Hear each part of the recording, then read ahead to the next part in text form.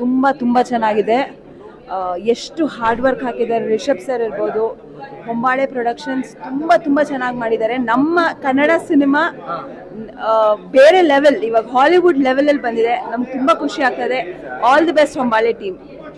ನಿಮ್ಮ ಪ್ರಕಾರ ಇದು ಮೊದಲು ರಿಲೀಸ್ ಆಗಿದ್ದ ಸಿನಿಮಾಕ್ಕಿಂತ ಇದು ಇನ್ನಷ್ಟು ದೊಡ್ಡ ಲಾಭ ಬರುತ್ತೆ ಅನ್ನೋದು ನಿಮಗೆ ಕಾನ್ಫಿಡೆಂಟ್ ಏನಾದ್ರು? ಖಂಡಿತ ಸರ್, ಖಂಡಿತ.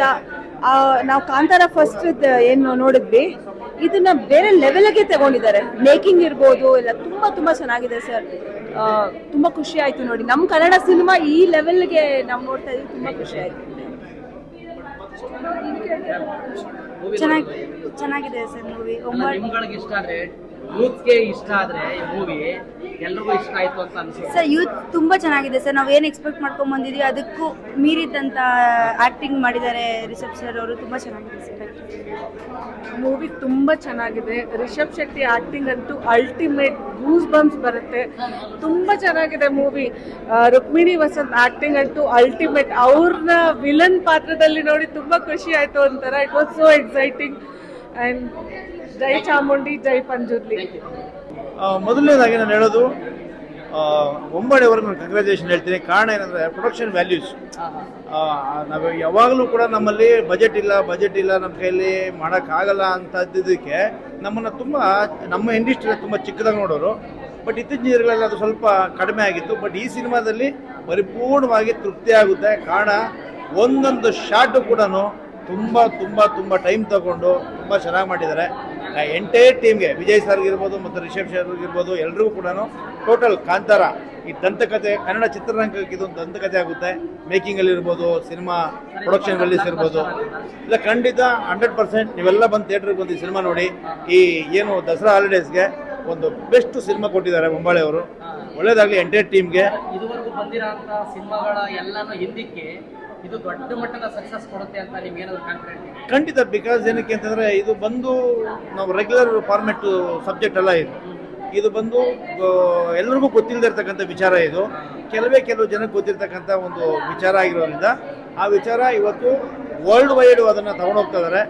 ಅದು ದೈವಶಕ್ತಿ ಕಾಂತಾರ 1 ಎಲ್ಲರೂ ಕೂಡ ಫಸ್ಟ್ ನೋಡಿ ಎಲ್ಲ ಸಕ್ಸಸ್ಫುಲ್ ಆಗಿ ನೋಡಿದ್ದಾರೆ. ಇದು ಕೂಡ ದೈವದ್ದೇ ಇಟ್ಕೊಂಡು ಕಥೆ ಮಾಡಿರೋದ್ರಿಂದ ಇದು ಗೆಲ್ತಾ ಇದೆ ಅಂತ ಏನಾದ್ರು ಅನ್ನಿಸ್ತಾ ಇದೆಯಾ? ಇಲ್ಲ, ಖಂಡಿತ ಇಲ್ಲ, ಆ ಥರದಿಲ್ಲ. ಕತೆ ಚೆನ್ನಾಗಿದೆ.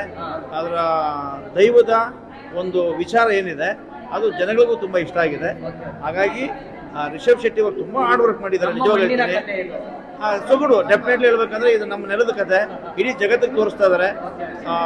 ಅದಕ್ಕೆ ಏನು ಹೇಳಿದ್ದು, ಪ್ರೊಡಕ್ಷನ್ಗೆ ನಾವು ಧನ್ಯವಾದ ಹೇಳಬೇಕು. ಈ ಥರದ ಒಂದು ಚಾಲೆಂಜಿಂಗ್ ಆಗಿರೋಂಥ ಒಂದು ಸಬ್ಜೆಕ್ಟ್ ತೊಗೊಂಡು ಅದನ್ನು ಇಷ್ಟು ಮಟ್ಟಕ್ಕೆ ಮೇಕಿಂಗ್ ಇರ್ಬೋದು, ಸಪೋರ್ಟ್ ಇರ್ಬೋದು ಎಲ್ಲ ಮಾಡಿದ್ದಾರೆ. ಇದು ಕನ್ನಡ ಚಿತ್ರರಂಗದ, ನಾನು ಇದು ಹೊಂಬಾಳೆದು ಅಂತ ಹೇಳಿದ, ರಿಷಬ್ ಸರ್ದು ಅಂತ ಹೇಳಿದ, ಇದು ಕನ್ನಡ ಚಿತ್ರರಂಗದ SS ಅಂತ ಹೇಳ್ತೀನಿ. ಖಂಡಿತ ಒಳ್ಳೆ ಸಿನಿಮಾ, ಥಿಯೇಟ್ರಿಗೆ ಬಂದು ನೋಡಿ. Thank you sir. Kantara cinema ತುಂಬಾ ಚೆನ್ನಾಗಿದೆ.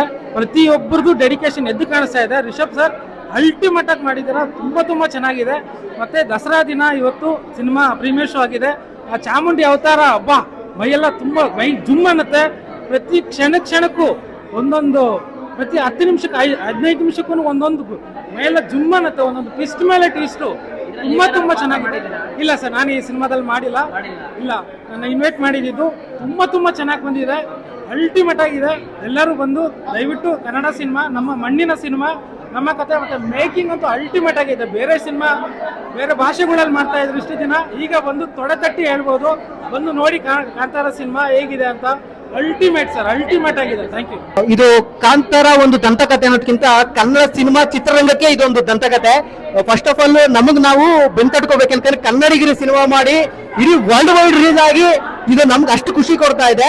ಒಂದು ಸಿನಿಮಾಟೋಗ್ರಫಿ ಆಗಿರ್ಬೋದು, ರಿಷಬ್ ಶೆಟ್ಟಿ ಅವರ ಆಕ್ಟಿಂಗ್ ಆಗಿರ್ಬೋದು, ಡೈರೆಕ್ಷನ್ ಆಗಿರ್ಬೋದು, ರೈಟಿಂಗ್ ಆಗಿರ್ಬೋದು, ಆಸಮ್. ಆಮೇಲೆ ರುಕ್ಮಿಣಿ ವಸಂತ್ ಅವ್ರನ್ನ ನಾವು ಯಾರು ನೋಡ್ದಿರೋ ರೀತಿಲಿ ಈ ಸಿನಿಮಾದಲ್ಲಿ ನೀವು 100% ನೋಡ್ತೀರಾ.